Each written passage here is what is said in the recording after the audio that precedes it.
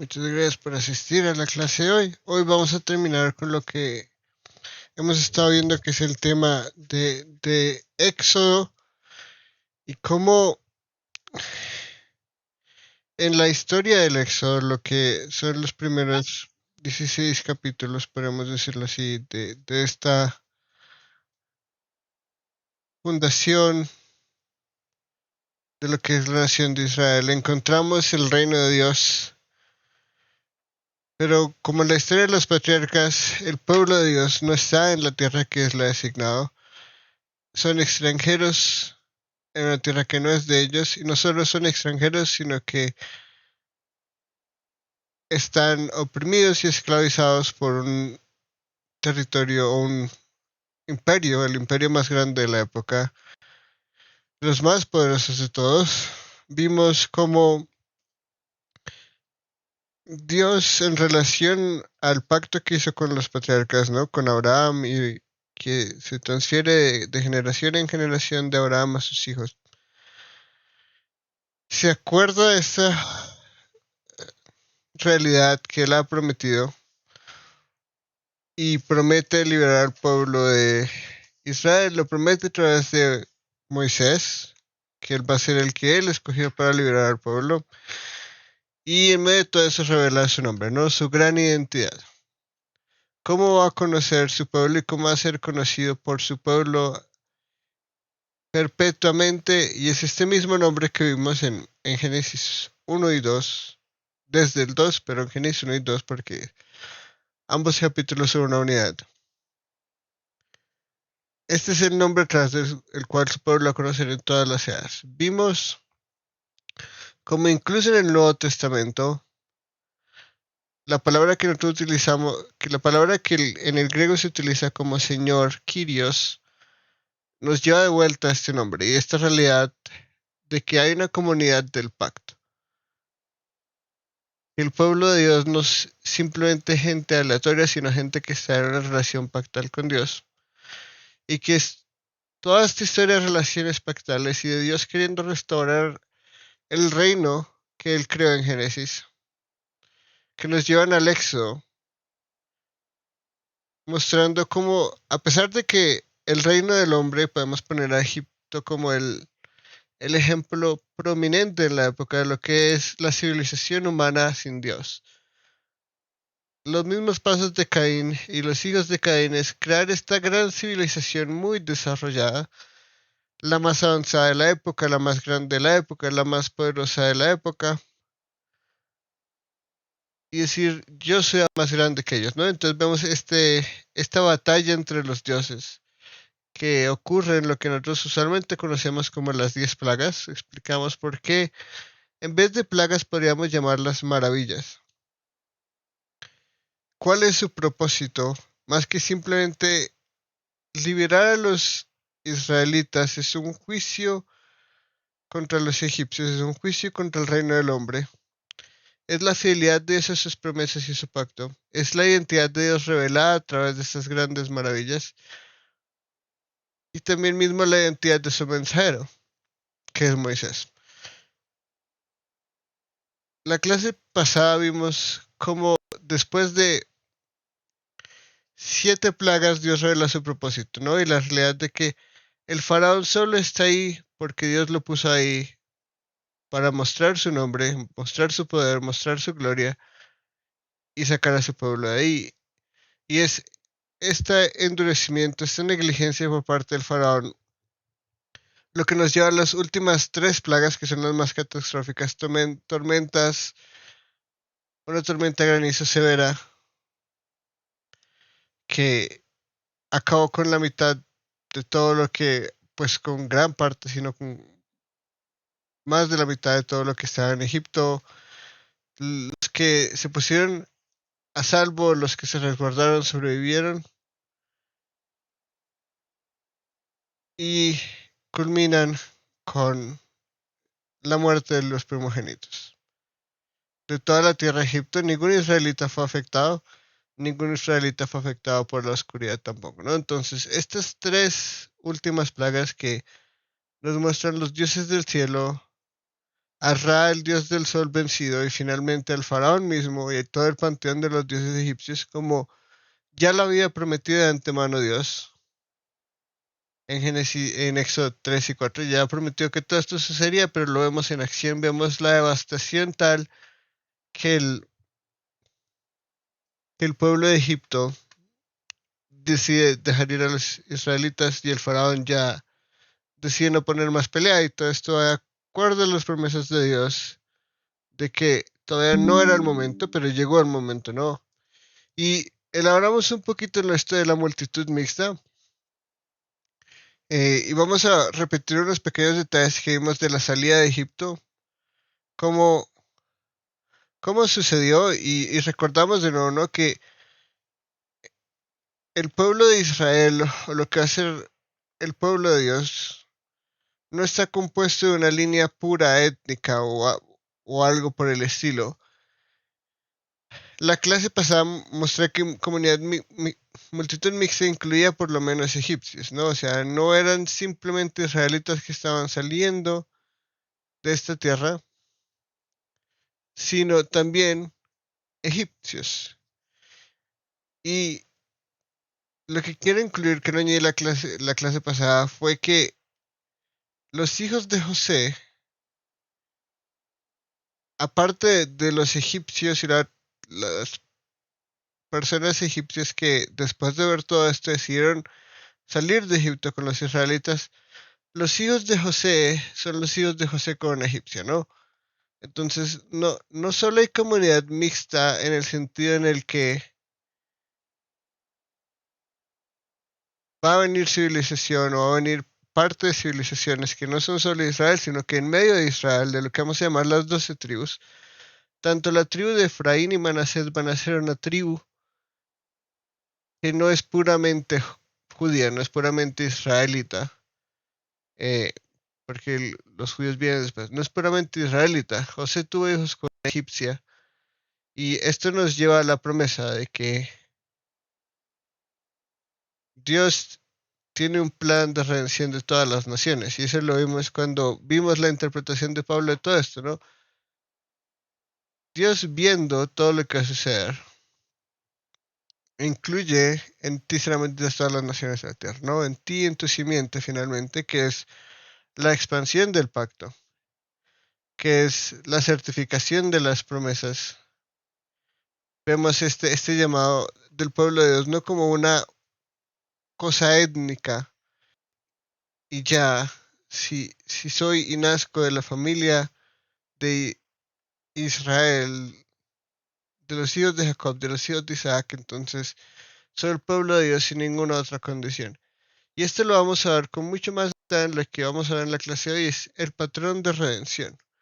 Pero antes de entrar ahí, porque muchas de las cosas que hablé de la clase pasada, al final tal vez las hablé un poco de afán, eh, una de las otras cosas que quería mencionar es esta realidad, ¿no? Y es que antes de que la Pascua es instituida y antes de que la plaga llega a Egipto, vemos esta realidad que es, a veces pasamos mucho por alto, pero que es muy importante. Entonces, en Éxodo 11 al 3 dice, dile ahora al pueblo que cada hombre pida a su vecino, cada mujer a su vecina, objetos de plata y objetos de oro, ¿no? Estos son los metales preciosos, esta es la riqueza de un pueblo. Ya hasta este momento el ganado y la riqueza no preciosa, podríamos decirlo así, lo que son los animales, toda esta prosperidad que tenía Egipto, que ahora solo queda en manos de los israelitas, de los hebreos, como ellos los llaman, por todas estas maravillas que ocurrieron, todos estos juicios que ocurrieron sobre Egipto. Y ellos tienen esa riqueza, pero a Dios no le basta con que ellos tengan ese tipo de riqueza de Egipto, ¿no? La riqueza material no preciosa, como no metales, no joyas, nada de eso. Él les dice, ya en el momento en que los va a liberar, a ustedes se van a llevar todo lo que les queda a ellos. Y nos pone una frase muy particular, y el Señor, este es Yahweh, hizo que el pueblo se ganara el favor de los egipcios. Y esta es una expresión que nos dice de la misma forma en la que una y otra vez vemos el corazón del faraón endurecido. Y la consecuencia de eso es que no los deja ir. Ahora vemos que Dios mismo no solo endurece, sino que da favor, ¿no? Entonces, ante los ojos de los egipcios, los israelitas, en vez de endurecerles el corazón, podemos decir, de alguna forma se los ablandó. ¿Y cuál es el resultado de esto? Que cuando los israelitas hacen lo que se les pide, los egipcios les dan todos los objetos de plata, todos los objetos de oro y toda la ropa que tienen, ¿no? Ellos simplemente se los dan porque se los piden. Y esto es tal vez una señal, no solo para el pueblo egipcio, de que entienden la derrota y quieren como darles esto para que los dejen en paz y se vayan y no vuelvan, sino Dios es el que hace todo esto, ¿no? No es la iniciativa humana la que hace que el pueblo egipcio, después de ser derrotado, después de ser humillado, después de enfermedad, de que sus dioses son derrotados, de que sus sacerdotes no pueden hacer nada, que su faraón no puede hacer nada, y aparte de todo, todos sus primogénitos mueren. To- ¿Por qué les darían lo poco que les queda? Lo mejor era que se fueran y ya, ellos nunca tuvieron la intención de decirle como, mira, faraón, porque en muchas ocasiones le dijeron, mira, faraón, déjanos ir, no, ¿qué ganamos con todo esto que está pasando? Y el faraón se le endurece el corazón. Pero ellos nunca dijeron, dejémoslos ir y démosle toda la riqueza que nos queda, porque ¿qué quedaría el gran imperio egipcio si no solo se llevan una parte muy grande de su civilización y la clase trabajadora, que es la que hace que toda la infraestructura, las murallas, las grandes obras arquitectónicas egipcias se construyan y se vea la gloria del imperio egipcio, sino que también se llevan el ganado que queda en Egipto, porque el ganado de Egipto que queda en este momento es el de los israelitas, ¿no? Ellos, su ganado sobrevivió todas los juicios, las maravillas de Yahweh. Y ahora se llevan toda la riqueza preciosa que queda en Egipto. Entonces los egipcios están derrotados hasta el último, pero es Dios el que mueve el corazón de los egipcios, como mueve el corazón del faraón, para uno o para el otro. Dios es el que toma la iniciativa divina para cosas que nosotros no haríamos. El resentimiento que hay en el pueblo egipcio, las ganas de que se vayan y ellos poder tener esta riqueza y poder volver a conquistar civilizaciones y tomar sus pertenencias y recuperar poco a poco su ganado y todas estas fuentes de riqueza, la agricultura que perdieron por el granizo, todo eso quieren recuperarlo. Y la obra de Dios es quitarles absolutamente todo, ¿no? Entonces, por todo este periodo de tiempo ellos se han enriquecido a costa no solo de los israelitas, pero en parte a costa de los israelitas. Y ahora Dios no les va a quitar solo lo que ganaban a costa de los israelitas, sino que les va a quitar absolutamente todo. Algunas cosas Él las acabó porque las destruyó o las mató en el caso del ganado, de muchas personas, también de los primogénitos. Otras simplemente va a ser que se las den en las manos. Imaginen pedir oro y plata y que se las den así, porque sí, sin pelea, sin batalla, sin conquista, simplemente Dios obrando de principio a fin. Y ya es basado en todo esto que finalmente Dios obra todo lo que Él quería hacer, porque todo esto que sucede, y son 10 y no 11, es porque Dios tenía un plan desde el principio y nos lo cuenta antes de que todo esto se haga realidad. Ahora vamos a ver cuál es el significado de todo esto. Y esto lo vemos en lo que es la famosa historia de la Pascua. No solo Yahweh va y la liberación de lo que es el pueblo de Israel de la tierra de Egipto, no solo representa una salida de una tierra a otra y ya, sino nos va a mostrar lo que dijimos en las primeras clases y es el patrón de redención, porque esto es finalmente lo que Dios está haciendo. Cuando vamos a Génesis 1 Dios, todo es creado en perfección. Y en Génesis 3 vemos la caída, ¿no? Y la misericordia de Dios, la gracia de Dios, de no destruirnos, sino preservarnos, conservar su reino, conservar su imagen en nosotros, darnos juicio pero misericordia al mismo tiempo. Luego vemos en Génesis 4 al 11 este patrón de nueva creación y de el plan de Dios de hacer todo nuevo, pero no lo hemos ejecutado, todo es muy universal, todo es muy general, hay un diluvio universal, se salvan algunos, pero después de que salen viene esta gran desobediencia, esta unión de la humanidad contra Dios. Dios los castiga, se dividen civilizaciones y de una de esas civilizaciones empieza como esta promesa de restauración. Y vimos cómo el concepto de bendición en las promesas de Abraham y a lo largo de desde Génesis 3 hasta Génesis 2, este concepto de bendición nos lleva a esta palabra redención. Dios va a redimir, Dios va a restaurar, Dios va a salvar lo que el hombre en su rebeldía en Génesis 3 ha causado.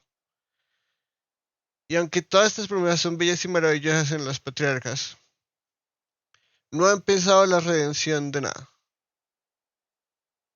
Porque Él no ve estas promesas realizadas y, como ya hemos visto muchas veces a lo largo del curso, esto finalmente no va a pasar sino hasta muchos, muchos años después, cuando finalmente venga la simiente que es prometida acá y que va a ser finalmente Jesús. Pero entonces acá llega la redención última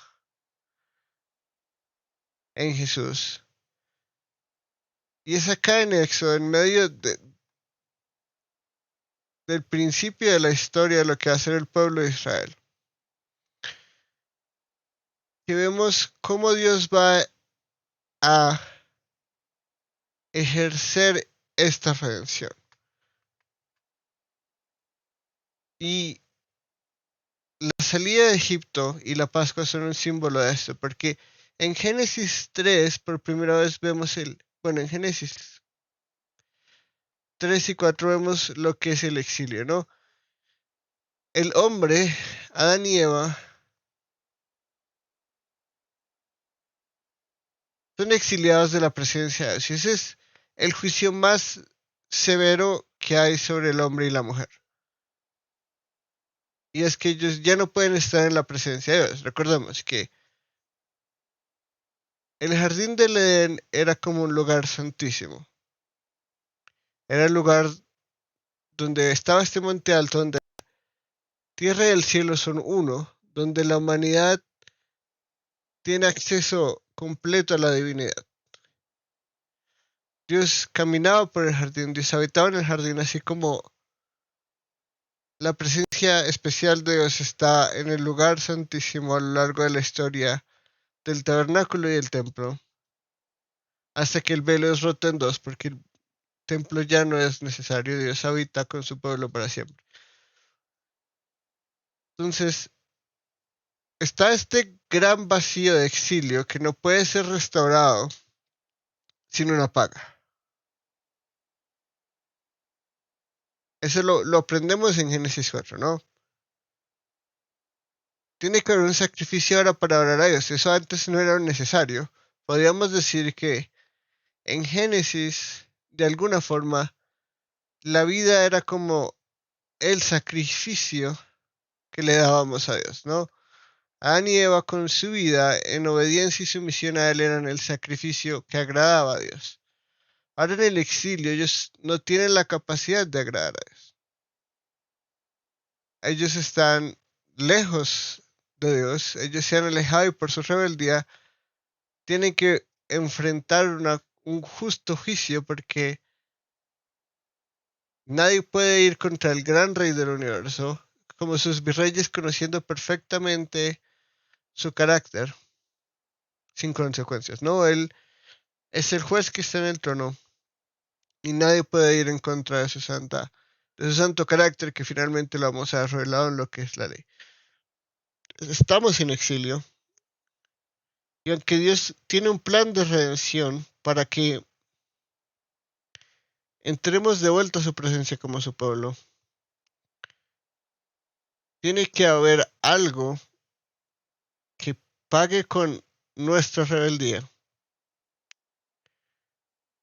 y que nos restaure a Dios. Y el Éxodo y la Pascua se van a volver un símbolo a lo largo de los profetas de esto que Dios va a hacer. Y sacarnos de esta tierra extraña y volvernos a la tierra que Él nos ha prometido. Y vamos a ver cuando ya estudiemos la tierra de Israel y lo que significó el reino establecido de Israel, que era como un nuevo Edén. Ya veremos qué significa esto de la leche que emana leche y miel. ¿Por qué leche y miel? ¿Qué significa todo esto? Vamos a ver el tabernáculo, todo como simboliza a Edén, que es finalmente este lugar santísimo original, pero que también nos apunta a algo mejor que Edén. Entonces vamos a recordar lo que sucedió, pero con promesas aún más grandes de las que estaban en Génesis. Porque el descanso que nos espera es descanso mejor que el que disfrutaban Adán y Eva. La relación de Dios con su pueblo va a ser aún mejor que la que tenían Adán y Eva. Pero vamos del exilio a la presencia de Dios de nuevo. Y toda esta trayectoria, la historia de la humanidad en Jesús, es eso. Los autores del Nuevo Testamento, y eso ya lo veremos cuando lleguemos al Nuevo Testamento, van a hablar de Jesús como una nueva Pascua. Él mismo dice, esta es mi sangre de un nuevo pacto. Y lo que conocemos como la Santa Cena es la ceremonia de la Pascua. Todo eso está relacionado. Dios va a sacar a su pueblo del exilio y traerlo a su tierra para que se establezca su reino. Y eso es lo que los autores del Nuevo Testamento nos van a mostrar a lo largo de la vida de Jesús. Y Jesús mismo interpreta su vida de esa forma. Lo vemos en ejemplos como Juan señalando, he aquí el Cordero de Dios que quita el pecado del mundo. Y aunque la Pascua no es un sacrificio expiatorio, ni es un sacrificio propiciatorio, no está calmando ni satisfaciendo la ira de Dios, ni está pagando por nuestros pecados, nos va el primer patrón de redención, en el sentido de restauración a la presencia de Dios. Porque eso es a lo que está llamado el pueblo de Israel, a salir de Egipto para ir a orar a Dios en el monte en el que les ha dicho que adoren. Ese es el monte Sinaí. Edén era el monte. Entonces Dios está trayéndonos todas estas imágenes, estas cosas a la mente para que las relacionemos todas. Dios va a llamar a su pueblo a que le adore. Y hemos visto constantemente que el patrón de oración es el pueblo de Dios, aquellos que por fe sirven a Dios y entregan su vida a Dios y hacen todo de acuerdo a su gobierno. Hemos visto cómo el gobierno de Dios es ejercer derecho y justicia de acuerdo a su carácter. Es lo que hace su pueblo y cómo su pueblo le adora. Lo vemos en la línea de Abel, lo vemos en la línea de Seth, lo vemos en la línea de Noé, lo vemos en la línea de Sem, lo vemos en la Abraham y la línea de Abraham. Entonces tenemos estos adoradores que deben ir a adorar. Este es el mensaje que Moisés le dice primero al faraón, ¿no? Déjanos ir a adorar a nuestro Dios. Y él se rehúsa una y otra vez, pero ahora viene este momento de ir a orar. Ya nosotros sabemos la historia y lo que pasó. Pero este es un momento simbólico muy importante, porque Jesús va a orar un nuevo éxodo, un nuevo retorno a algo, pero algo aún mucho más trascendente y mucho más importante, porque no nos va a exiliar, no estamos exiliados simplemente en la tierra de Egipto, sino en el mundo por nuestro pecado. Y Él va a hacer las maravillas necesarias para sacarnos de este exilio por nuestro pecado y llevarnos a la presencia de Dios. Y Juan, de todos los evangelistas, es el que mejor hace esto. Él también habla de señales, de estos actos maravillosos que Dios hace como una señal de algo que va a venir. Y él nos pinta esta última cena como esta Pascua. Desde Juan que lo ve y dice aquí el Cordero de Dios. Porque el cordero no era una figura expiatoria ni propiciatoria necesariamente, pero en Éxodo el cordero es una figura fundamental, porque la Pascua es con un cordero. Sí, Eh, ¿Tú podrías explicarnos qué es propiciación y expiación y por qué no necesariamente el cordero en ese momento significaría eso? lo explicaré mucho más en detalle cuando veamos lo que son los tipos de sacrificios en Levítico. Pero básicamente propiciación es que hay un juicio divino, una ira y debe ser pagada por, y propiciar es calmar esa ira, ¿no? Y expiatorio es que paga por los pecados de. Entonces, esos dos tipos de sacrificios existen y van a existir luego, pero nunca están relacionados con un cordero. Están relacionados con cabras y otros tipos de animales, pero no con corderos. La Pascua sí está relacionada con un cordero. Y por eso es que cuando Juan el Bautista habla del cordero es que quita el pecado del mundo, mucha gente diría, pero ¿por qué un cordero? Si el cordero nunca está diseñado en, en el Antiguo Testamento para expiar o propiciar. No quita el pecado. Esa no era la función del sacrificio de la Pascua. Pero cuando vamos y entendemos este tema de exilio y de restauración, entendemos que el pecado va mucho más allá de romper los 10 mandamientos y que la ira de Dios va mucho más allá de romper los 10 mandamientos, sino que todo esto se remonta a la rebeldía del hombre y esta tradición cósmica. Y cuando relacionamos todo esto, ¿no? Desde Génesis hasta, pues, donde estamos viendo que es sexo y cómo los autores mismos del Antiguo Testamento lo van a hacer, podemos llegar a estas conclusiones de Juan, ¿no? De que el Cordero de Dios quita el pecado del mundo. ¿Cuál pecado? ¿Cómo lo quita? Y de alguna forma nos lo va a mostrar como este nuevo éxodo, que no es algo que se inventaron Juan ni los apóstoles, sino que encontramos en profetas como Isaías, por ejemplo. Y muchos otros, Isaías muy particularmente, pero también se encuentra en Jeremías y en Ezequiel. Este, este tema de el retorno del exilio, pero no simplemente del exilio de Babilonia, sino del exilio, lo van a poner como en estos términos de Egipto. Y los evangelistas hacen un trabajo excelente en contar y mostrarnos toda esta historia de la redención de Dios como un nuevo éxodo. Esta vez no vamos a ir a la tierra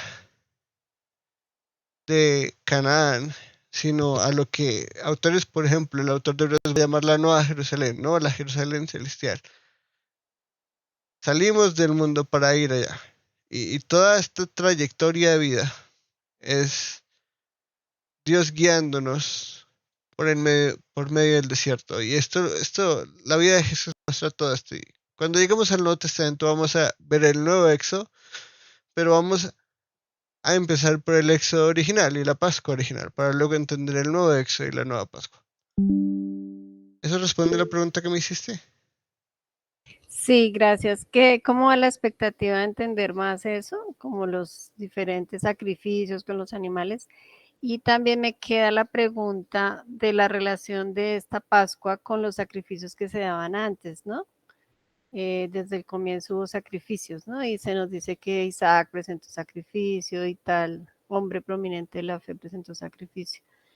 Si uno pudiera pensar, bueno, yo sé que eso lo vas a explicar más adelante, si ellos están creyendo ya a través de ese sacrificio en un Salvador futuro o no.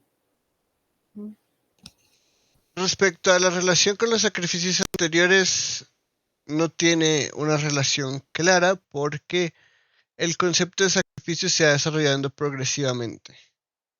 Entonces, vemos anteriormente que el sacrificio era una forma de oración, porque eso fue lo que Dios estableció para Adán y para Eva, ellos lo establecieron para sus hijos y todas las civilizaciones de Antiguo Medio Oriente en esta época ya hacían sacrificios, incluso los egipcios. Cada uno sacrificaba diferentes tipos de animales y era una forma de oración, pero nunca se nos especifica eh, como un propósito especial para los sacrificios hasta este momento y lo que va a ser luego la ley. Instrucciones de qué son y qué significan para distinguirlos de las otras civilizaciones que hacen sacrificios, pero básicamente el, lo que simbolizaba el sacrificio anterior a este momento es como una entrega de la vida que Dios ha dado, ¿no? Y esto lo vemos en cosas como ¿no? La vida de la carne está en la sangre. Y nosotros podemos comer la carne, pero la vida es para Dios. Es decir, Dios es el que da vida, nosotros le dedicamos como esta vida en expectativa de su restauración y esta fe en lo que no sabe. En el caso de Noé, los sacrificios son un... Porque él después de salir del arca hace sacrificios para celebrar todo lo que sucedió, que salieron del arca, el pacto que se hizo. Entonces, como entregarle esta vida a Dios, todo es de Él, lo damos a Él, pero no era como un ejemplo tan claro como hacer la Pascua de yo mismo los voy a librar de mi juicio si me obedecen y ofrecen sacrificio. Porque el que no ofrece sacrificio va a morir. Punto. Y todo el pueblo obedece. Pero si hubiera un israelita que no hubiera obedecido, hubiera enfrentado la ira de Dios como lo enfrentaron los egipcios. Entonces hay una diferencia bastante clara. Porque acá ella nos enfrenta con la realidad de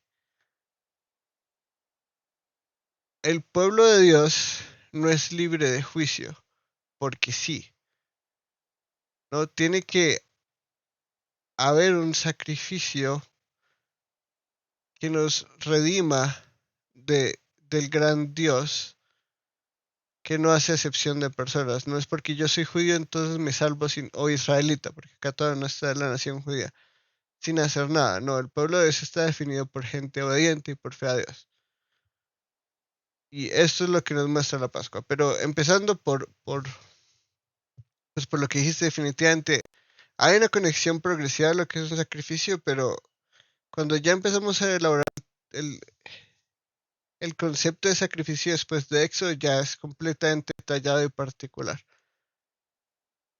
Ya no es simplemente un sacrificio, ya cojo un animal y lo sacrifico para hacer un pacto o para el otro, no. En este momento en específico, la Pascua y el sacrificio de la Pascua se va a volver un símbolo de la redención de Dios de su pueblo. No solo la liberación, sino la redención, porque Él los redime antes de liberarlos. ¿Alguna otra pregunta antes de continuar? No, ahí está bien, Dani, ahí muy interesante, gracias. Nada. Y Moisés dijo, entonces empezamos por el juicio de Dios, ¿no? Así dice el Señor, como a medianoche yo pasaré por toda la tierra de Egipto. Y morirá todo primogénito en la tierra de Egipto, desde el primogénito de Faraón que se sienta en su trono hasta el primogénito de la sierva que está detrás del molino, también todo primogénito del ganado, ¿no? Entonces lo que ha sobrevivido del ganado va a morir, el primogénito. Lo que es específico es que acá es toda la tierra sin excepción y sabemos que en la tierra de Egipto vive el pueblo de Israel, viven los hebreos.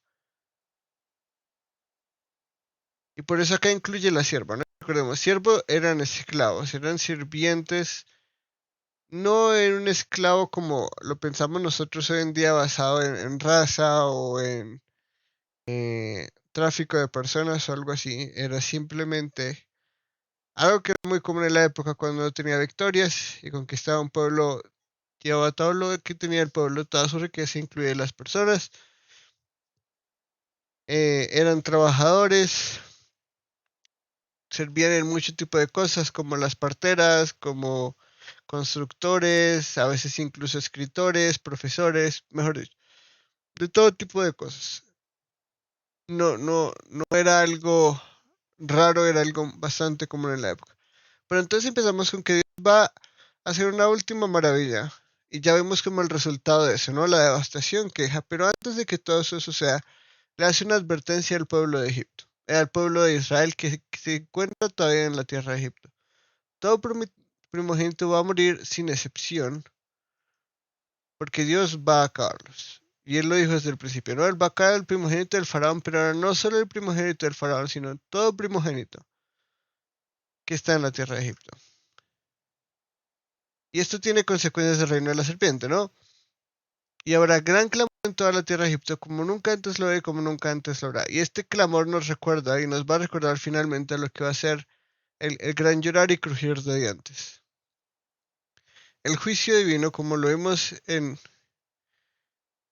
en el diluvio, es algo justo y merecido y es asombroso y gigante, ¿no? Y al mismo tiempo que vemos esas consecuencias, vemos la redención. Pero ninguno de los israelitas, ni siquiera un perro ladrará, ni hombre ni animal, para que ustedes entiendan cómo el Señor hace distinción entre Egipto e Israel. Y acá vamos a lo que hemos visto, es que esto pasó de ser Dios y el hombre, ¿no? En lo que era el Edén, esta relación que existía cuando Dios crea a Dios y el hombre, a Dios separado del hombre, y estos dos reinos que se forman, ¿no? El reino de Dios que sobrevive en lo que es la redención de Dios y el arrepentimiento del hombre, y el reino del hombre o el reino de la serpiente. Estos dos están en enemistad constante y este está en enemistad constante contra Dios y este está en función de hacer esto que estaba así, pero ahora afectado por el pecado. Y esta es la distinción que Dios va a hacer, ¿no? Entre Egipto e Israel. Esto representando al reino del hombre, el reino de la serpiente, e Israel representando al reino de su pueblo. Dios va a hacer distinción entre su pueblo y los que no son su pueblo. Y esta es como esta misma realidad que vimos en los hijos de Noé, en Cam, padre de Canaán, y Sem, el padre de lo que va a ser finalmente el pueblo de Israel. Esto pasa de ser simplemente Caín versus Abel a ser Canaán versus Jerusalén. Sí, Canaán versus lo que es el pueblo de Israel. Canaán versus la simiente de Abraham, que es finalmente la simiente de la mujer. Dios va a, en medio de toda esta nueva representación y muestra de su ira y su juicio, redimir a su pueblo de su propia ira.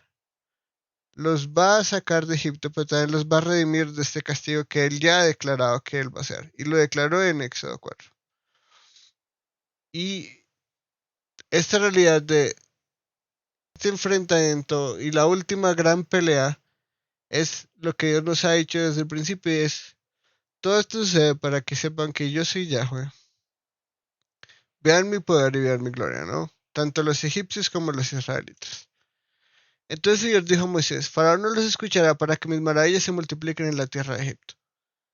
Y esto lo vimos detalladamente en la clase pasada, y es, todo esto sucede con propósito. Esto no son simplemente maravillas aleatorias que Dios hizo porque sí, hasta que estuvieran agotados para quitarle todo a Egipto y ya.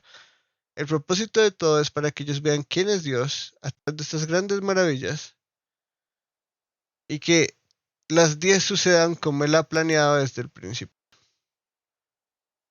Sabíamos la última y sabíamos las señales que antecedían a la última, que antecedían, que eran la mano seca, la mano y el bastón que se hacía serpiente, pero Dios tenía un plan y Él lo cumplió. Y hay que recordar esto constantemente porque esa es la intención de Moisés contándonos esta historia, que constantemente, cuando el pueblo de Dios se encuentre ya en la tierra de Canaán, porque Moisés no entra a la tierra, lea esto y recuerde todo lo que Dios ha hecho por ellos. Y recordaron todo lo que Dios ha hecho por ellos. Recuerden el gran nombre del Dios que los sacó de ahí y los puso en la tierra donde están actualmente. Y no se desvíen de los caminos porque vamos ahora y vamos a estudiar la importancia de Deuteronomio. Como de aquí en adelante la historia de el pueblo de Israel va a estar definida en estas realidades de Deuteronomio que están basadas en todo lo que viene antes de Deuteronomio. Y la importancia de Deuteronomio en todo lo que va a suceder después de que entran a la tierra prometida es increíble. Y nos recuerdan, ¿no? Moisés y Aarón hicieron todas estas maravillas en presencia del faraón. Con todo el Señor endureció el corazón del faraón y este no dejó salir de su tierra a los israelitas.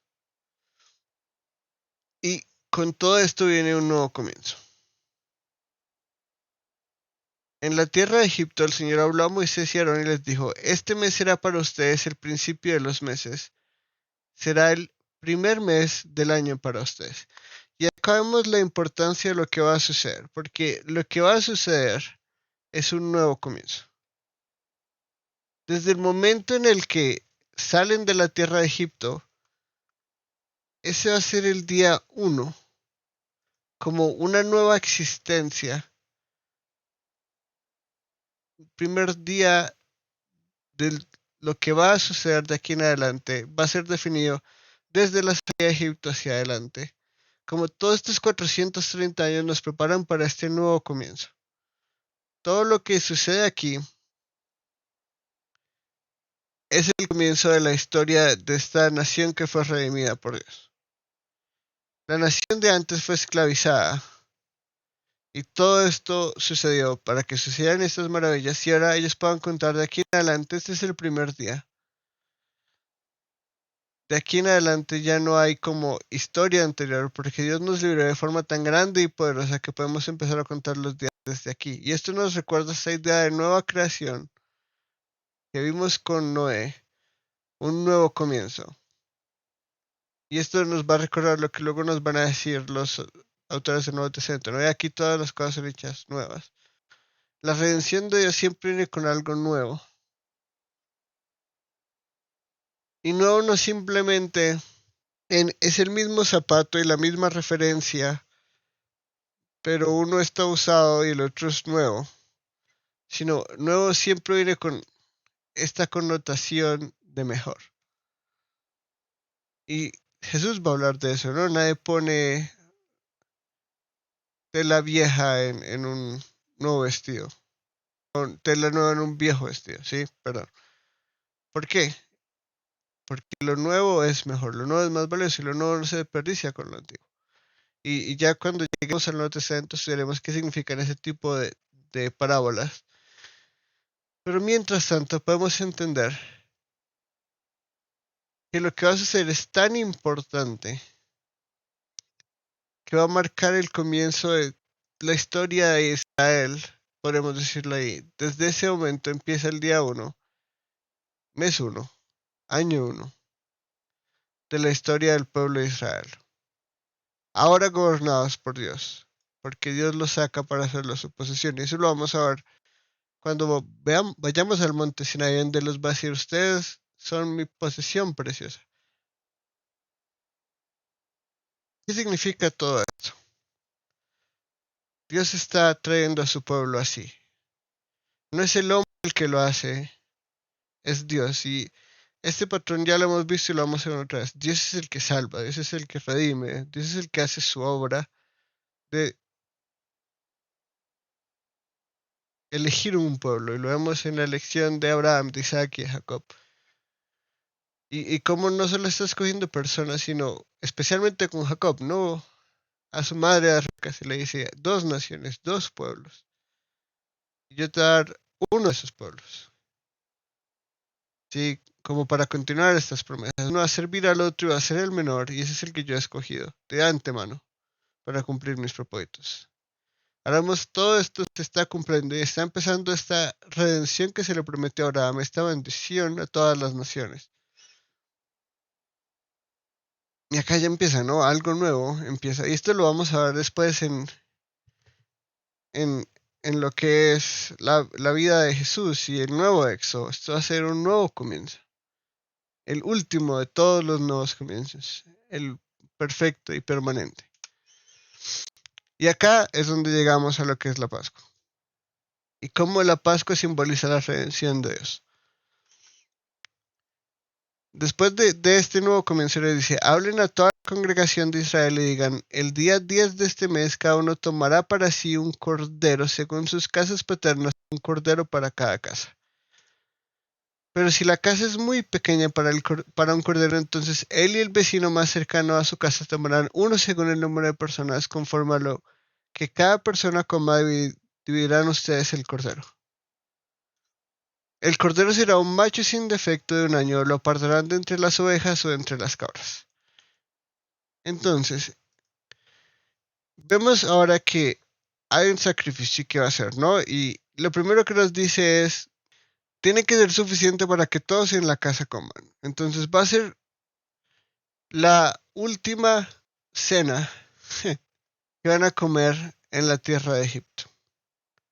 La próxima vez que estén en sus casas, porque recuerden, ellos todavía viven dentro de la tierra de Egipto, pero tienen sus propias casas, ¿no? Ellos, a pesar de que son esclavos, porque no, ese término nosotros traducirlo es complicado porque tenemos unas nociones tan cercanas a lo que es la época colonial de lo que es la esclavitud, que pensamos que la esclavitud siempre ha sido lo mismo, no es así. A pesar de que eran esclavos, tenían donde vivir, tenían donde dormir, tenían sus familias, tenían donde comer, tenían donde reproducirse. Eso lo vemos en que hasta tenían parteras que los ayudaban al principio de la historia. Eso quiere decir, tenían bastante propiedad. Estas eran sus casas, a pesar de que no era su territorio. Ellos eran esclavos de Egipto, pero tenían sus cosas. La próxima vez que ellos coman ya no van a estar en la tierra de Egipto y tampoco hasta que no lleguen a la tierra que Dios les ha dado, porque ellos no lo saben, ¿sí? Van a durar en el desierto 40 años. Ellos no saben eso. Pero ellos sí saben que la próxima vez que se sienten a una mesa a comer y que cada año que celebren esto en esa tierra va a ser la primera cena que van a tener en la tierra que Dios les ha dado. Y esta va a ser una celebración constante año tras año para recordar las 10 maravillas, el poder, el nombre de Dios, el poder de Dios, la liberación de Dios y la redención de Dios. Son tantas cosas por recordar con esta ceremonia. Y Dios les dice, esto lo van a hacer de aquí en adelante, ¿no? Y eso lo veremos en un momento. Pero les dice, primero tienen que reunirse todos en una casa, como familia. Y si el vecino no tiene, entonces se reúnen con ellos, aseguren que tengan un cordero suficientemente grande para comer todos. Porque después de comer, pues se van, ¿no? Eso lo vimos, ¿no? Hagan pan y no esperen a que se leude porque no hay tiempo, tenemos que irnos ya. Dios nos ha sacado no para que nos demoremos haciendo maletas, sino para que desde que pase el ángel y llegue toda esta muerte, ya estemos listos para salir, ¿no? Y acá empezamos a ver cosas muy específicas del sacrificio que, como dijo Gise, ¿cómo se relaciona esto con antes? Vamos a ver que vamos a empezar a recibir revelación que antes no teníamos. Antes se nos decía, Abel dio el mejor de sus ovejas, ¿no? De sus corderos, y Noé también dio lo mejor de lo que tenía, y tenía animales listos para sacrificar en el arca. Pero nunca es como Dios requiriendo, es el hombre de fe ya entendiendo lo que Dios requiere de alguna forma. Esta vez sí se nos dice explícitamente, ¿no? Tiene que ser un macho, y esto tiene su simbolismo, ¿no? Ya en un hombre sin defecto de un año, lo apartarán de entre las ovejas o de entre las cabras. Entonces tiene que ser este primogénito sin defecto. Y el simbolismo de esto y Jesús es bastante claro, ¿no? El sacrificio para Dios es sin defecto. Y esto lo vamos a ver en todos los sacrificios grandes e importantes del pueblo de Israel a Dios. El sacrificio ahora se va a volver un símbolo de algo puro y sin mancha que debe ofrecérsele a Dios. Ya vamos a ver que algunos son para propiciar, otros son para expiar, otros son ofrendas de agradecimiento, etcétera, etcétera. Pero esta perfección de este animal es un símbolo constante de que Dios requiere un sacrificio completamente perfecto si queremos servirle y agradarle. Y luego vamos a ver que si queremos propiciar su ira debe ser un sacrificio perfecto, pero no puede ser un animal, porque los animales se van a ofrecer día y noche, día y noche, día y noche, día y noche. Entonces sabemos que no son suficientes, son un símbolo de algo que algo más va a venir después. Tiene que ser perfecto y tiene que finalmente propiciar y calmar esta ira de Dios por el pecado. Y tiene que pagar la justa causa, que finalmente lo vemos en Génesis, es la muerte por el pecado. Pero por ahora vamos a ver que de lo que nos va a librar es de la muerte, como este juicio, que no cae solo sobre los egipcios, aunque Dios ya ha prometido salvar a los israelitas, pero simplemente porque todos obedecen, ¿no? Y tenemos este sacrificio perfecto, y ahora tenemos que toda la congregación de Israel va a sacrificar a este animal al anochecer.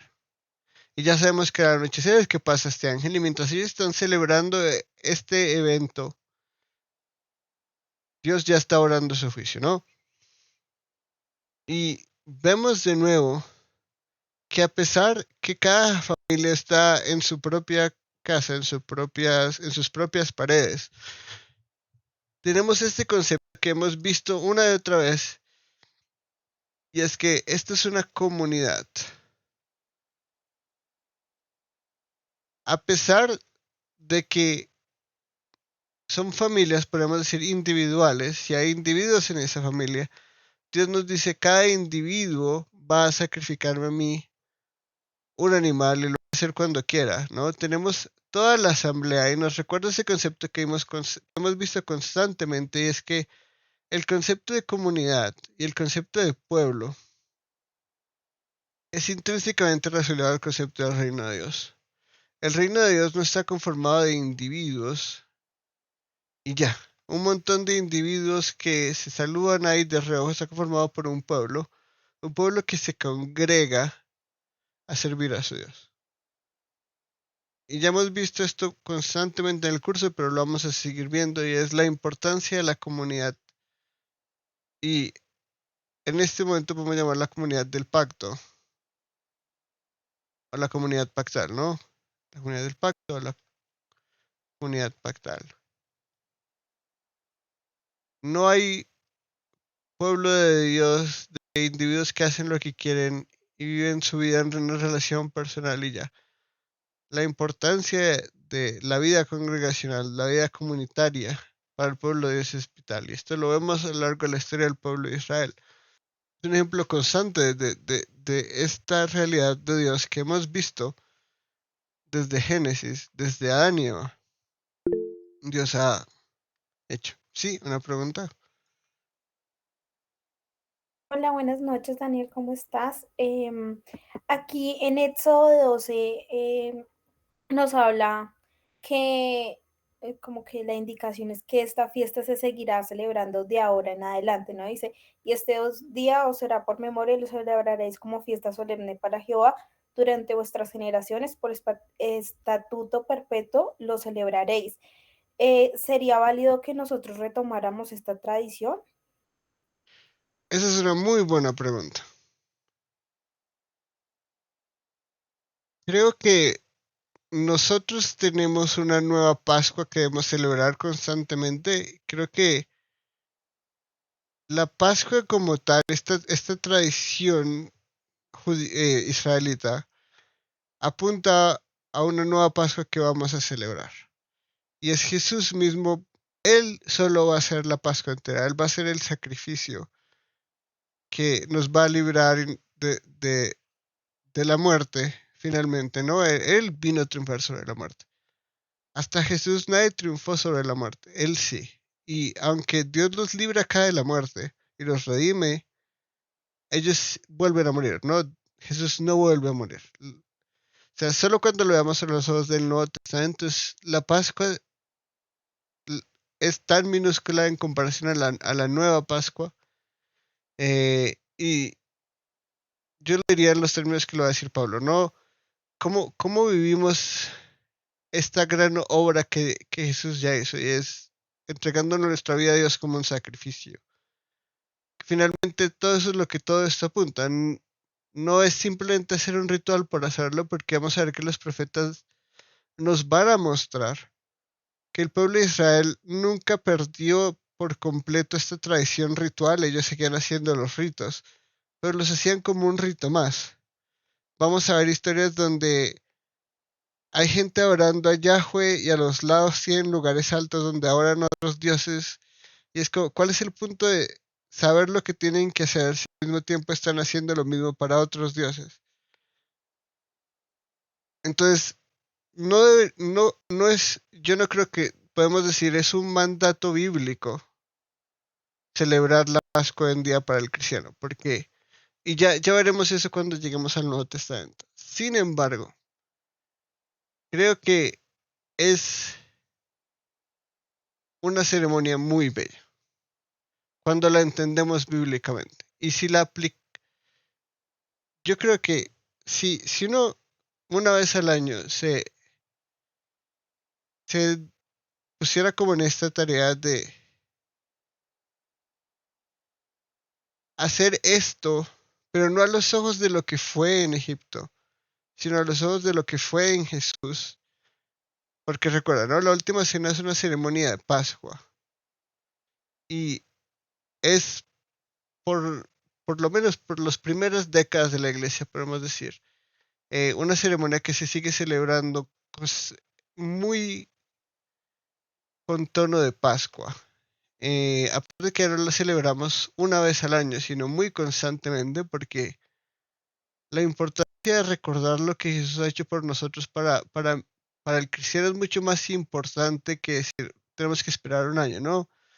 En iglesias diferentes, ese con diferentes constancias, pero es una ceremonia que nos ayuda a recordar que Dios hizo maravillas para librarnos de algo, ¿no?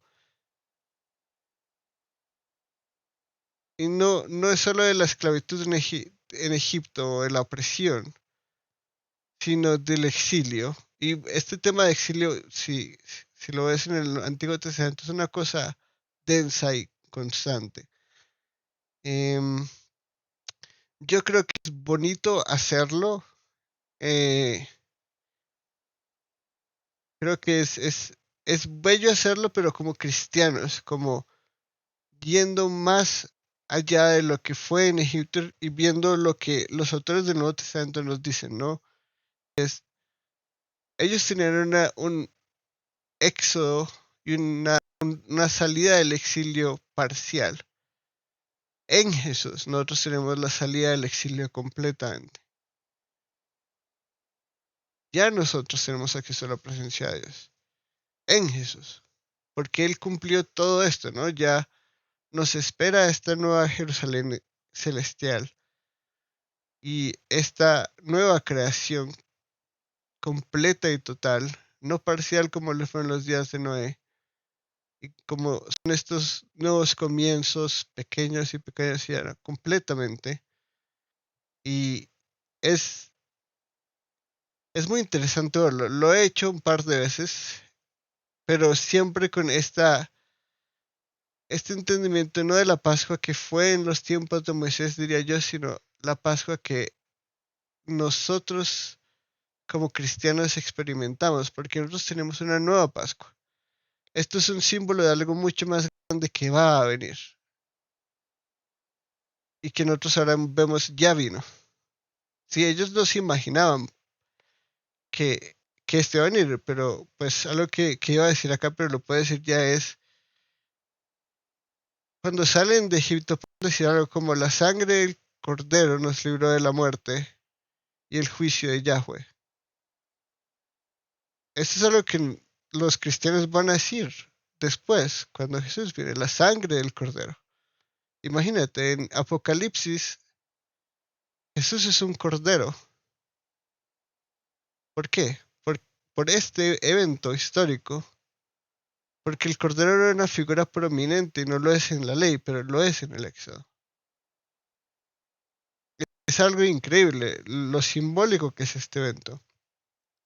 Entonces, no es un mandato, no creo que sea algo que el pueblo de Dios tiene que hacer todas las edades como una tradición. Creo que en Jesús, y ya vamos a ver cómo funciona la ley después de Jesús. Tenemos una libertad especial, eh, pero al mismo tiempo creo que es bello y es completamente opcional, como va a decir Pablo después, ¿no? Algunos guardan días, otros no guardan días, algunos guardan fechas, otros no guardan fechas. El que lo haga para Dios, eso es lo que importa.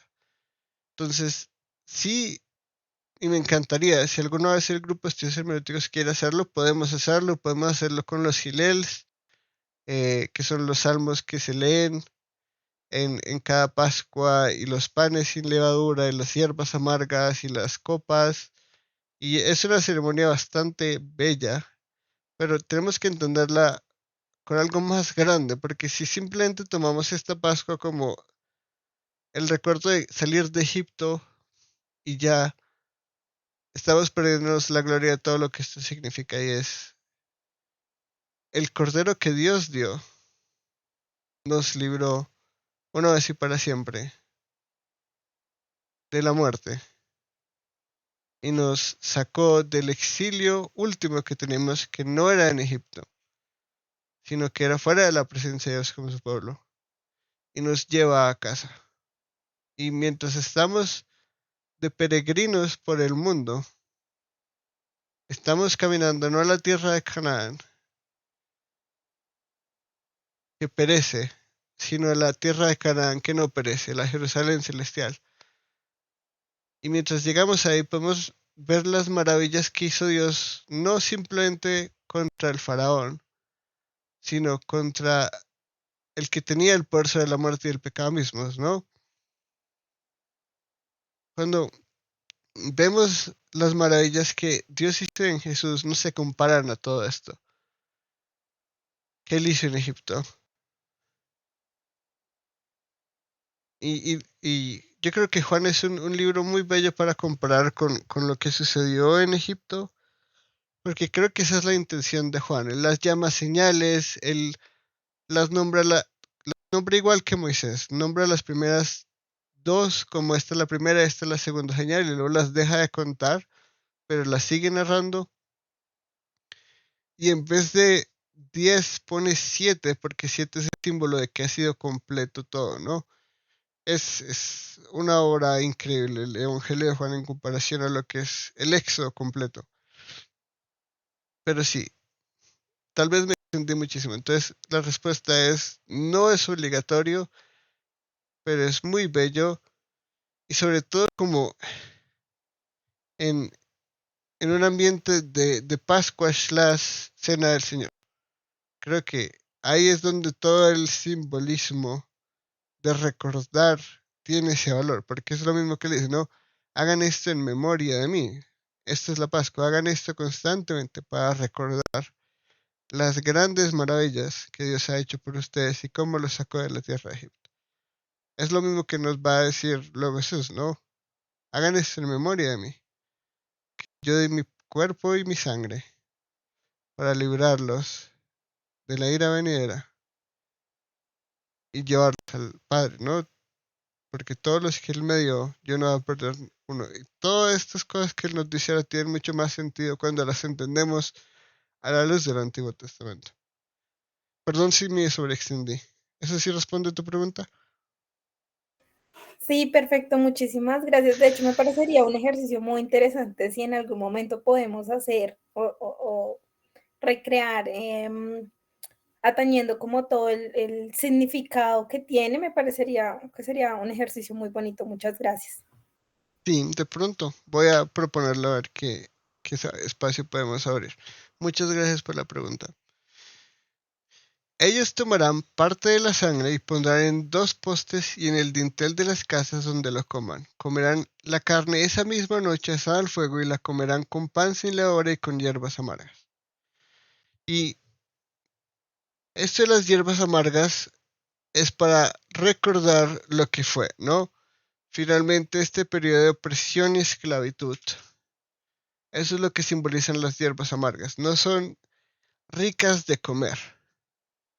El pan sin levadura y ya lo vimos un poco, pero lo seguimos viendo, ¿no? Es porque esto es hecho esta misma noche.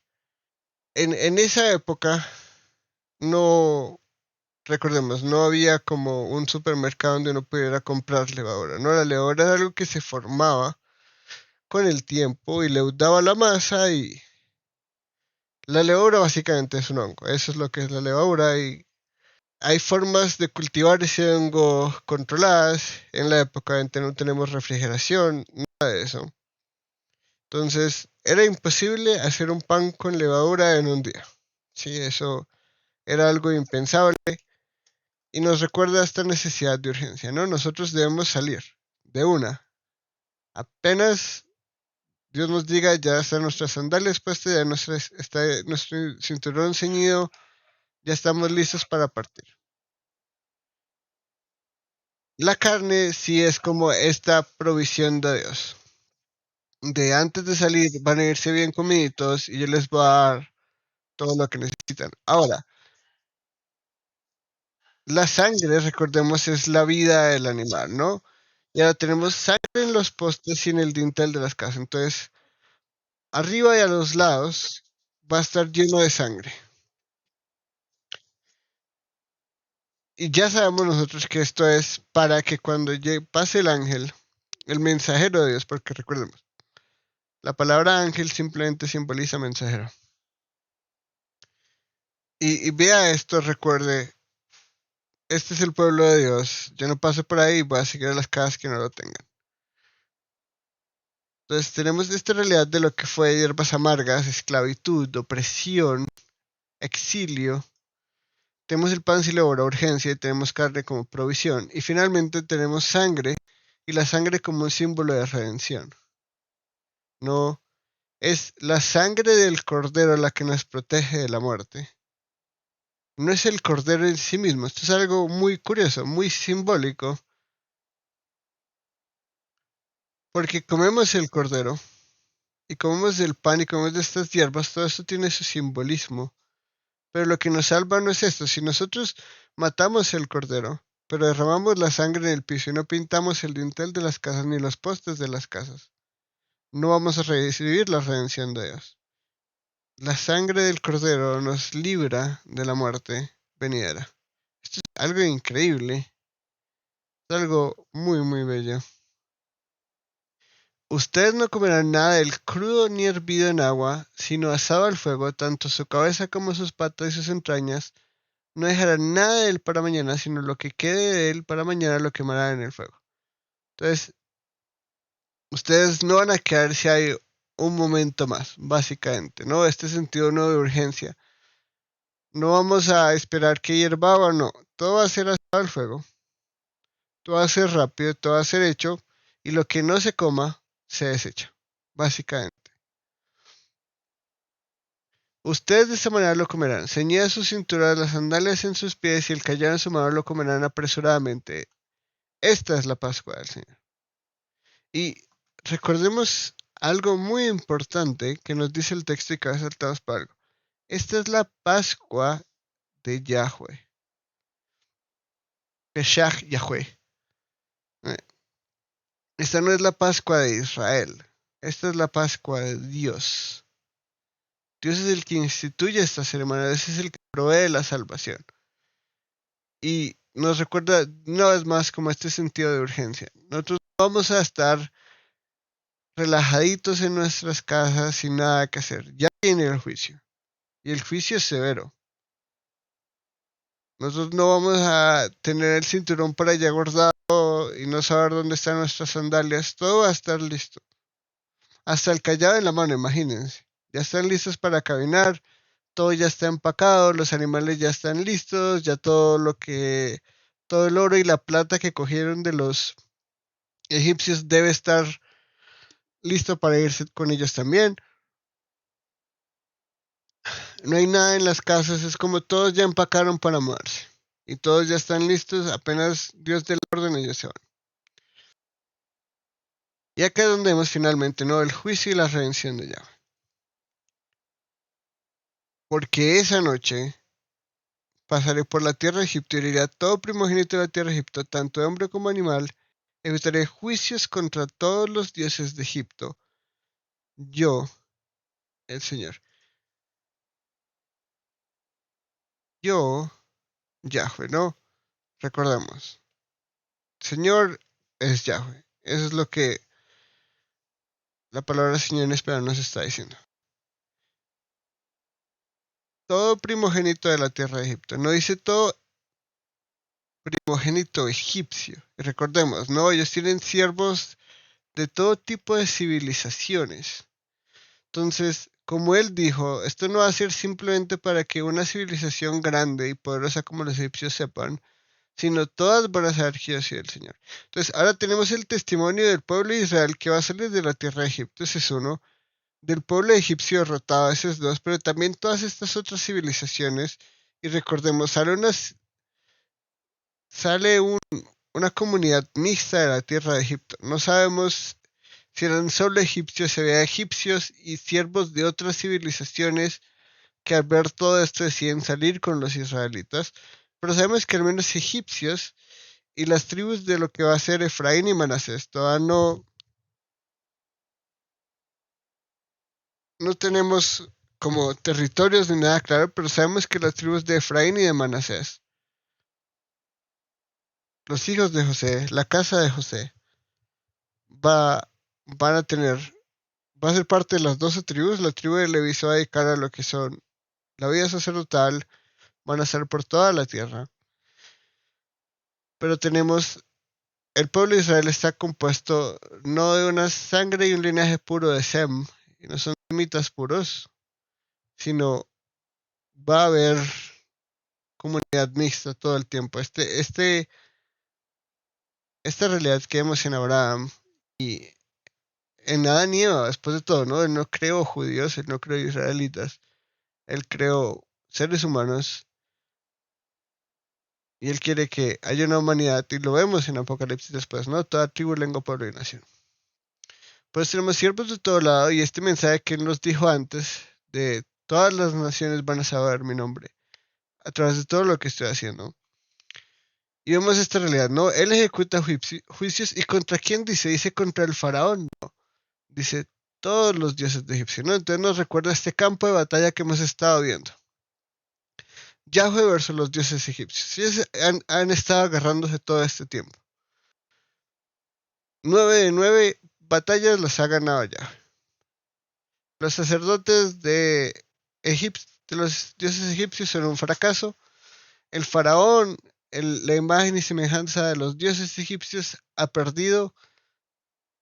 No quiere aceptar su derrota y necesita el último juicio, ¿no? Y ya vemos que la 10ª plaga es un juicio especialmente contra el faraón como Dios, porque su hijo es su imagen y semejanza, su único hijo. Este faraón no tuvo más hijos y no pudo tener más hijos porque después de que pasó todo esto que hizo, matarse a sí mismo.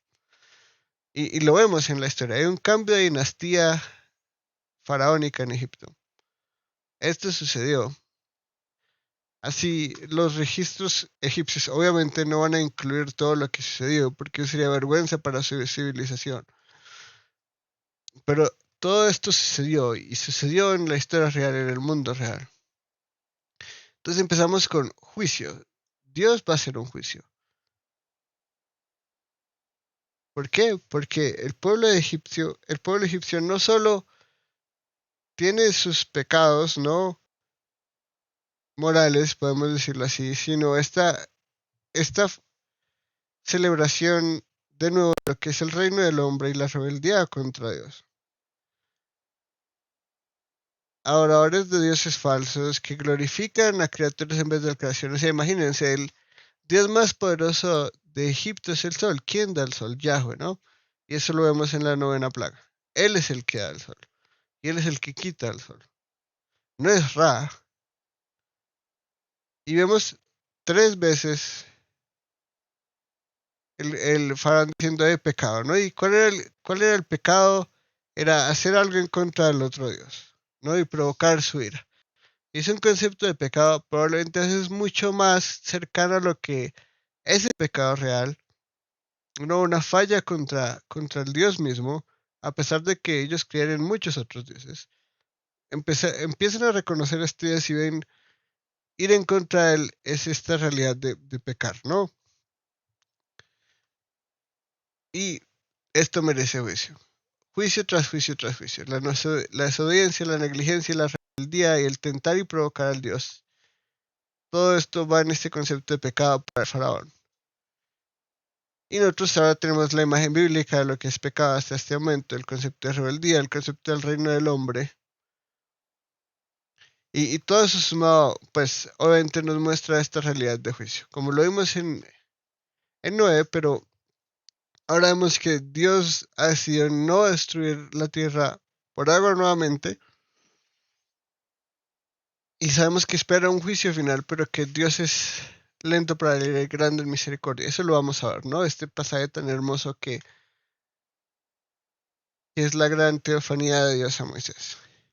Y al mismo tiempo que hay juicio, hay redención. Entonces, a nosotros siempre nos encanta hablar de la salvación, ¿no? Dios salva, Dios perdona al que se arrepiente, Dios ayuda al contrito y humilde, Él salva a quien invoca su nombre.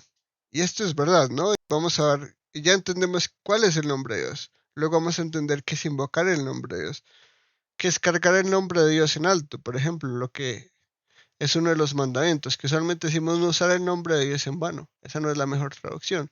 ¿Cuál es la importancia del nombre de Dios? Todo esto lo vamos a ver.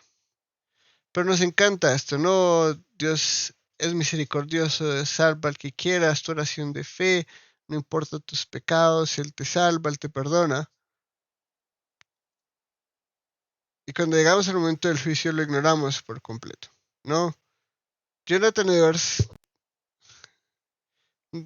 que es uno de los predicadores puritanos del siglo XVIII en Estados Unidos, una figura muy importante por muchas cosas, pero él hacía la metáfora de una casa en llamas, ¿no? Si uno ve que hay una casa en llamas y la gente, si no sale, va a perecer, uno no les dice, la casa se está quemando, salgan. No, uno grita, toca la puerta, hace todo lo que puede para despertarlos, para que salgan, para que no sufran de este incendio. No nos gusta hablar del juicio de Dios, no nos gusta hablar de la justicia divina, pero es una realidad. Esto no es algo que viene con Jesús, el infierno existe ya. Esto es algo que hemos visto desde Adán y su rebeldía y lo increíblemente grande que es el pecado y lo terrible que es y las consecuencias que vienen, ¿no? Y lo vamos a ver en muerte. Y cuando lean y se pongan en la tarea de leer el Pentateuco, vean que cada pecado tiene como consecuencia muerte. Desobedecer a los padres tiene como consecuencia muerte. El adulterio tiene consecuencia muerte. La bestialidad tiene como consecuencia muerte. No orar a Dios propiamente tiene como consecuencia muerte. Vamos a ver muerte por todo lado. ¿Por qué? Porque lo vemos. El día en que comas de este fruto morirás. La paga del pecado es muerte. No hay otra. El juicio es inminente. Y aunque amamos la redención y debemos predicar redención, también debemos predicar juicio y justicia. Mía es la venganza, yo pagaré. Esa es la esperanza que Pablo nos va a dar, por ejemplo, en Romanos. Nos dice, ustedes hagan bien al que les haga mal. Y así podrán carbones calientes en su cabeza. Es un símbolo de condenación. Jesús va a decir, por ejemplo, si alguien no los escucha, sacúdanse el polvo de sus sandalias. Eso es condenación y eso es juicio. Y Dios juzga y Dios salva. Ambas cosas son de Él, el juicio y la salvación y la redención. Ninguno es iniciativa divina, ninguno es por el hombre. El hombre lo que ha hecho desde que ha tenido la oportunidad de tener iniciativa es rebelarse contra Dios. Y es Dios en su misericordia el que por su parte hace todo lo que no merecemos. Es el concepto de redención y de gracia, pero también nos da lo que merecemos y es el concepto de juicio y justicia. Nosotros no nos conformamos al carácter de Dios, es más, nos quitamos la capacidad de conformarnos al carácter de Dios. Y ahora amamos el pecado, amamos la oscuridad, amamos el reino del hombre, amamos Egipto. Y eso lo vamos a ver en la vida de los israelitas. ¿A qué volvían ellos constantemente? A Egipto. ¿Por qué? Porque para ellos no era importante Dios, ni los tesoros que daba Dios, ni la esperanza en Dios, sino el ya y el material y lo que tenían allá. No tener una tierra árida y desierta, porque vamos a ver la tierra de Canaán, ¿no? La tierra de Canaán no es una tierra completamente próspera por todo lado donde no hay que trabajar y todo es descanso. Sino es una tierra tan diversa y tan complicada y tan dura de trabajar en muchos casos. ¿Cómo es esta leche que emana leche y miel? La tierra que emana leche y miel. Pues ya veremos qué significa todo eso. Pero realmente Egipto va a ser como esta potencia, recordando que donde están estas grandes potencias y estos grandes imperios está el reino del hombre, ¿no? Y lo vamos a ver en ejemplos mucho más adelante como Daniel. ¿Cómo es el reino del hombre? Como bestias. Sus gobernantes son bestias y sus gobiernos son bestiales. Eso lo vamos a ver cuando lleguemos a Daniel 7 y veamos como el reino profetizado. Pero esta es una realidad, ¿no? Tristemente, amamos más el reino del mundo y el reino del hombre y el reino de la serpiente que a Dios. Y ahora vemos el propósito de la sangre, ¿no? La sangre les será a ustedes por señal en las casas donde estén. Cuando yo vea la sangre, pasaré de largo y ninguna plaga vendrá sobre ustedes para destruirlos cuando yo hiera a la tierra de Egipto. Ahora, veamos esto, y es que la redención es de iniciativa divina. No es el pueblo de Israel diciéndole, uy, nos está muy grave, nosotros no merecemos esto. Sálvanos. Es Dios diciendo, yo voy a traer esto y yo en mi gracia les voy a dar la salida. Yo los voy a librar de la muerte a través de la sangre del Cordero. Porque cuando yo vea la sangre, no los va a sobrevenir la plaga, ¿no? Y entonces acá es donde vemos la realidad, es que el juicio era tanto para Israel como para Egipto. Porque si el juicio fuera solo para Egipto, ¿por qué el pueblo de Israel tenía que hacer todo esto para evitar el juicio? Es decir, entendemos la redención como un evento divino por gracia y solo por gracia. No hay nada que el pueblo de Israel pudiera hacer para no merecer los juicios divinos. Dios es el que se da a conocer. Les dice, les voy a mostrar la diferencia entre Egipto e Israel, ¿no? Israel simbolizando su pueblo, aunque ya sabemos que no todo el que es étnicamente israelita es el pueblo de Dios. Pero ¿qué va a ver el mundo, no? Entonces, y eso lo hagamos la clase pasada. Está este Israel visible y está el Israel invisible, ¿no? Estas dos cosas existen al mismo tiempo en este momento. Los que creen realmente en Dios y se someten a su autoridad, y eso lo vamos a ver, ¿no? La gente que entra a la tierra y obedece los estatutos de Dios. Lo vamos a ver en Deuteronomio. Pero también está toda esta gente que es la que vemos con nuestros propios ojos. Y es la que ¿quién está viendo? La está viendo el pueblo de Egipto. Y está viendo todas las naciones alrededor de Egipto, ¿no? Todo el mundo está viendo a esta civilización, gente de carne y hueso. ¿Qué pasa si Dios dice, yo solo voy a salvar a los que realmente creen en mí? Pues que va a aparecer, quién sabe, el 99.9%, bueno, no exageremos, pero probablemente la gran mayoría de los que salieron de Egipto, porque sabemos que la gran mayoría no entró. Pero esto es lo que ellos ven finalmente, ¿no? Y lo que el mundo es el Israel visible. Entonces Dios tiene que librar a todo el Israel visible porque así va a mostrar que Él es Yahweh. A pesar de que no todos creen en Él, porque lo sabemos. Y ya los va a juzgar a cada uno a lo largo del desierto y vamos a ver quiénes entran y quiénes no y qué es lo que significa todo esto. Pero todo Israel va a representar lo que es el reino de Dios, ¿no? Porque son el pueblo de Dios y recuerden, en el Antiguo Medio Oriente, pueblo está relacionado con dioses y con reinos. Así es como funciona. Y esto representa el reino del hombre o el reino de la serpiente. Entonces, si Dios quiere atacar esto y logró vencer a los egipcios y a sus dioses, pues tiene que sacarlos a todos estos para que ellos vean, ¿no? No todos creen. Tiene que haber este sacrificio que no es expiatorio porque no paga por el pecado, ¿no? Tiene como esta intención de poner los pecados en el animal y tirar y sacarlo y que se lleve los pecados y sacrificar a otro animal en vez de ese. No tiene nada de eso. Ni tiene lo de propiciatorio, ¿no? De ir y derramar la sangre en el trono en el propiciatorio, así se llama en español. El trono de la gracia, la tapa del tabernáculo, y decir como Dios tiene esta ira y nosotros estamos sacrificando para satisfacerla, apaciguarla. No tiene ninguna de esas connotaciones, pero sí tiene la connotación de Dios redime y Dios salva.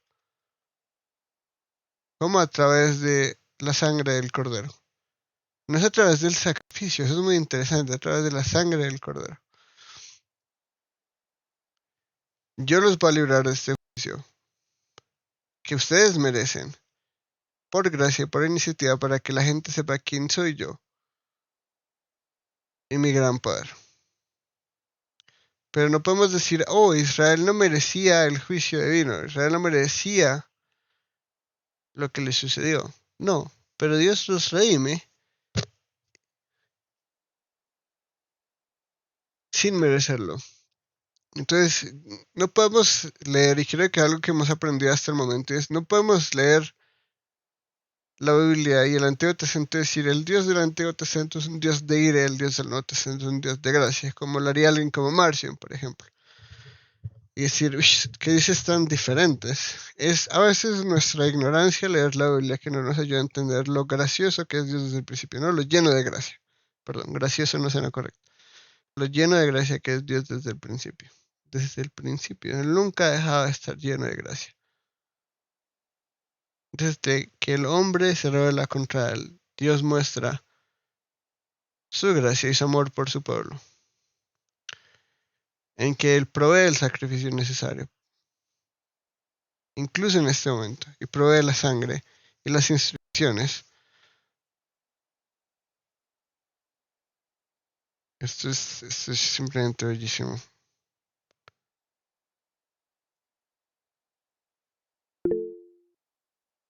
Sí, Daniel, sobre la gracia, bueno, la gracia es de Dios, ¿no? Hace poco le escuché a algunas personas de la Iglesia Católica que interpretan a veces la gracia como de las personas, ¿no? Por ejemplo, María llena eres de gracia, ¿sí? ¿Qué significaría eso en ese texto, ¿no? Y cómo uno podría ver la gracia en esto de la Pascua para el pueblo de Israel, siendo que muchos no creyeron, ¿no? Uno no, muchos eran simplemente parte del pueblo, ¿no? Y cómo entender eso a la luz de lo que es Dios. muchas gracias por la pregunta. Es muy simple. Gracia es un regalo no merecido. Eso es gracia. Entonces, cuando estamos hablando de que Dios es lleno de gracia, es que Dios nos está dando cosas que no merecemos. Eso sí es simple. El pueblo no lo merecía y Dios lo dio. Y cuando le cuenten esto así, van a decir, ustedes hicieron eso, entonces recibieron lo que merecían. Ellos van a decir, no, Dios nos salvó. Él proveyó las instrucciones, Él proveyó la sangre, Él proveyó todo, ¿no? Porque después de todo, Dios es el que da todo. Dios es el creador de los cielos y la tierra. Entonces nosotros no podemos decir, nosotros lo merecimos y por eso nos salvó, entonces es porque nos portamos muy bien y porque lo hicimos. No, todo es iniciativa de Dios. Dios hizo, Dios proveyó. Esta es la Pascua de Yahweh, no es nuestra Pascua. Nosotros no nos la inventamos, Él nos la dio, nosotros lo decimos y por eso somos salvos. Eso es lo que significa gracia. Ahora, en el contexto católico, eso es otra historia, ¿no? Estamos hablando de bancos de gracia, vicarios de Cristo y un montón de cosas que pues no tendré tiempo para desviarme a hablar de, pero cuando hablan de gracia y María están hablando de lo mismo, de esta dádiva divina, pero ellos la interpretan de una forma tristemente un poco muy incorrecta. Luego, eh, cuando llegue el momento de hablar como de espacios de libres preguntas y respuestas, podría hablar un poco de teología católica, pero gracia es un regalo no merecido, eso es todo. Es iniciativa divina no merecida a seres rebeldes contra él, que no lo merecen, que merecen su juicio, y el resultado es redención. Ajá, y cuando María llena eres de gracia, es que fue receptora de la gracia de Dios inmerecida. Es que ella tiene gracia, es que lo que te digo, la gracia en la doctrina católica, a pesar de que estamos hablando de dádiva, no es necesariamente no merecida y hay como bancos de gracia, podríamos decir. Eso es muy difícil de explicar, lo siento. Luego, si tengo tiempo, pero no estamos hablando de lo mismo, para nada. María tiene como una gracia especial, un regalo especial, un favor especial ante Dios. Eso es ay, tan equivocado y tan lejano a la realidad, pero bueno, no quiero desviarme mucho del tema, entonces no hablaré más al respecto. ¿Sí? Perfecto. Sí, está bien. Gracias. Y finalmente tenemos este mandato, y es que todo esto sucede y se instituye, porque uno podría decir, listo, Dios redimió una vez, pero Dios instituye esta ceremonia. Y de nuevo, está muy relacionado con la cena del Señor. Recuerden lo que Dios hizo por ustedes. Y este día será memorable para ustedes y lo celebrarán como fiesta al Señor, lo celebrarán por todas sus generaciones como ordenanza perpetua.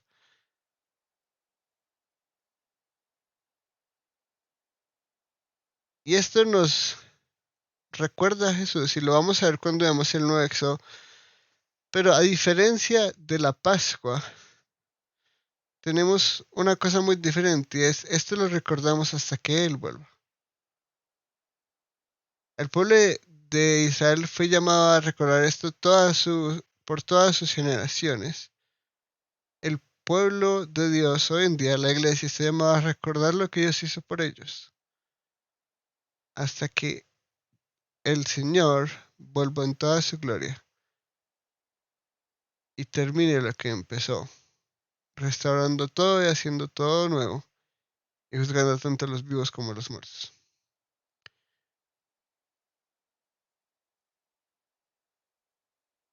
Esta ordenanza para el pueblo de Israel es un recuerdo constante de todo lo que ellos han visto y han oído antes de salir de la tierra de Egipto. Ya vemos constantemente la perspectiva de los egipcios, cómo los afectó, cómo fueron heridos, cómo fueron destruidos, su espíritu decayó, su cuerpo decayó, su confianza en sus propios dioses, su confianza en el faraón. Los sacerdotes mismos fueron a Moisés y le dijeron, ¿qué tenemos que hacer? El faraón no quiere, pero nosotros ya estamos cansados de esto. Ahora vamos a ver otro lado de la historia, es que cuando salgan de esto, ¿no? Y esta imagen es muy bella y muy bonita, pero pongámonos en lo que está pasando en este momento, ¿no? Ellos están comiendo, pero ellos están comiendo listos para salir. Ellos están comiendo, pero al mismo tiempo que están comiendo, la última señal y la última maravilla de Yahweh está sucediendo y es, en cada casa egipcia hay llanto y crujir de dientes. Y hay clamor como nunca antes lo había visto y como nunca más antes lo va a ver. Y todo el pueblo de Israel va a ver todo lo que Dios ha hecho hasta este momento y que lo que siguiente que va a pasar es que el faraón les va a decir, váyanse. Yo no los quiero ver más en esta tierra. Yo no quiero ver más a su Dios. Vayan y adoren a su Dios y quiten su ira de nosotros, porque esto ya es demasiado.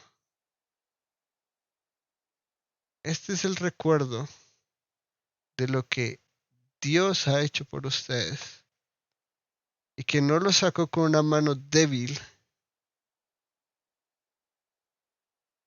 para decir, volvamos a Egipto, sino que lo sacó con mano fuerte y poderosa y les mostró que este nombre que ustedes no conocían ahora va a ser el nombre del Dios que ustedes van a orar por todas sus generaciones, y cada vez que se sienten cada año a celebrar este evento, van a recordar que fueron esclavos en Egipto, van a comer estas hierbas amargas, van a recordar cómo en una noche Dios los sacó de Egipto, van a recordar todo lo que Dios hizo y cómo venció a los dioses del imperio más poderoso de la época, mientras ellos eran esclavos y trabajaban en la tierra de Egipto. Cuando entren a la tierra que el Señor les dará, como ha prometido, guardarán este rito, y cuando sus hijos les pregunten qué significa este rito para ustedes, ustedes les dirán, es un sacrificio de la Pascua al Señor, el cual pasó de largo las casas de los israelitas en Egipto, cuando hirió a los egipcios y libró nuestras casas. Esto sucedió, y no lo van a hacer solo ellos, sino le van a contar esa historia a sus hijos. Éramos esclavos y extranjeros, oprimidos y vivíamos bajo yugo, y Dios nos libró. Y la respuesta del pueblo es oración. Esto todavía no ha sucedido, y antes de que suceda ya está en la oración. Ellos ya han visto todo el poder de Dios, ahora están viendo su redención. Y la respuesta ante la redención de Dios claramente es la oración. ¿Qué más podemos hacer sino orar? Y finalmente vemos que esto está basado en obediencia. El que no es obediente, el que no se somete al gobierno divino, el que no se somete a la instrucción divina, no puede participar de la redención divina. Entonces Moisés convocó a todos los ancianos de Israel y les dijo, saquen del rebaño de corderos para ustedes según sus familias y sacrifiquen la Pascua. Tomarán un manojo de hisopo y lo mojarán en la sangre que está en la vasija y untarán con la sangre que está en la vasija del dintel y los dos puertas de la puerta. Ninguno de ustedes saldrá de la puerta de su casa hasta la mañana, pues el Señor pasará para ir a los egipcios.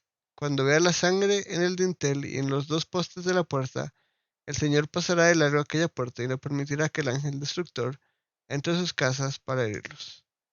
Los israelitas fueron y lo hicieron así, tal como el Señor había mandado a Moisés y Aarón, así lo hicieron. Y acá dejamos por hoy, pero recordamos esta realidad, ¿no? Y es este Cordero Perfecto es el sustituto por la vida de los primogénitos de los israelitas. La sangre de este Cordero los libra del juicio divino. Y es esta obediencia, y todos obedecieron increíblemente, milagrosamente. Y uno diría, ¿cómo así que milagrosamente? Porque cuando salen de la tierra de Egipto son la gente más desobediente, terca y testaruda que uno ve en la vida. Es increíble que todos hayan pintado sus puertas. Cuando uno les dice, Dios les va a proveer maná y les da maná del cielo y no pueden guardarlo al siguiente día sin pensar nos vamos a morir. No, entonces todo lo que Dios los manda lo desobedecen. Van al monte hacen un cordero, mejor dicho. Pueblo tan terco, rebelde y desobediente. Pero Dios obró sobrenaturalmente para que esta gente obedeciera, por lo menos en este momento. Y es su obediencia la que lo salva del castigo divino.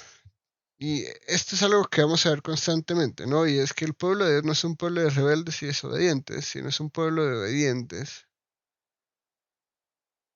No hay pueblo de Dios donde no hay sometimiento y obediencia a Dios mismo.